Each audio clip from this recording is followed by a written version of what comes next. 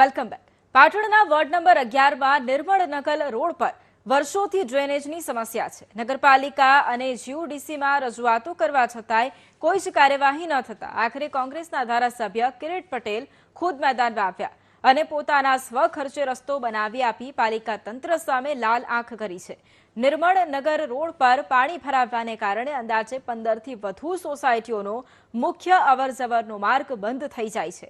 ધારાસભ્ય કિરીટ પટેલે અંગત ખર્ચે જેસીબી, રોડ રોલર અને ટ્રકો મારફતે રોડમેટ મંગાવીને તાત્કાલિક ધોરણે કામ ચલાઉ રસ્તો તૈયાર કરી આપ્યો હતો અને કિરીટ પટેલે પાલિકા તંત્ર અને જીયુડીસીને ચીમકી આપતા જણાવ્યું હતું કે જો આગામી 10 દિવસમાં અહીં રસ્તાનું કામ નહીં શરૂ કરાય તો પાલિકા અને જીયુડીસી કચેરી ખાતે ધરણા પ્રદર્શન કરશે.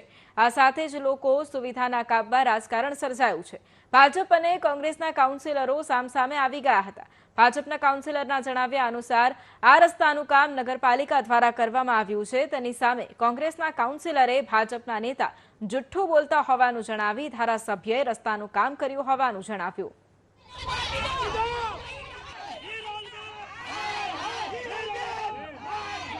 અમે કાલે નગરપાલિકામાં ધરણા પ્રદર્શન કર્યું હતું કે આ રોડ અમને વૈકલ્પિક સુવિધા કરી આપો અને પરમાનન્ટ થતી હોય તો પરમાનન્ટ કરી આપો. જેડીસીની જે સમ બનાવવામાં આવી છે, સમ પણ અત્યાર સુધી લગભગ 7 મહિના થઈ ગયા સમનું કામ પૂરું થાય, સમ અત્યાર સુધી ચાલુ કર્યું નથી.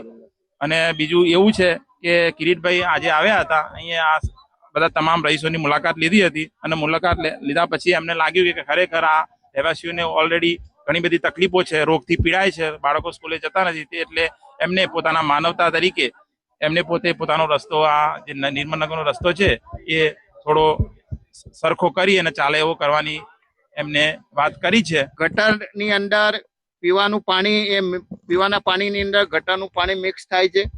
આ જોવાની જવાબદારી એ આરોગ્ય વિભાગની પણ છે. આરોગ્ય વિભાગને પણ હું અધિકારીને ફોન કરું છું અને લોકો જઈ શકે, બાળકો સ્કૂલમાં ના જઈ શકે એવી પરિસ્થિતિ છે. એટલા માટે આજે મેં મારા ખર્ચે મારા મિત્ર પાસેથી વેટ મિક્સ અને જે ચોર્યું રેતીનું હોય એ મંગાવી અને નગરપાલિકાનું જેસીબી મંગાવી અને જે હાલ પૂરતી સમસ્યાનો હલ થાય એ માટે પ્રયાસ કર્યા છે.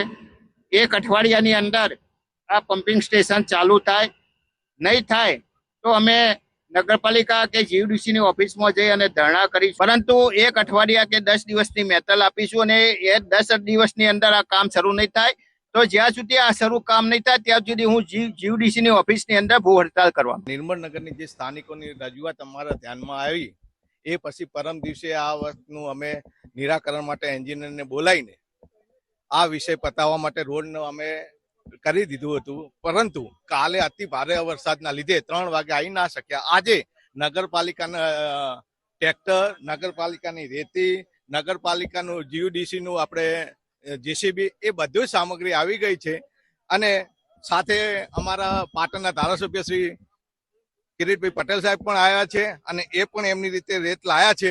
એમનો પણ આભાર છે.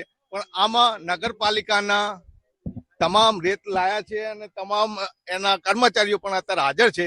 ધારાસભ્ય પોતાની રીતે લાયા છે, એમનો પણ અમે આવકાર માનીએ છીએ. પરંતુ એ ના લાયા હોત તો પણ પાટણ નગરપાલિકા પોતાની રીતે રેત અત્યારે હાલ છે જ હાજર છે.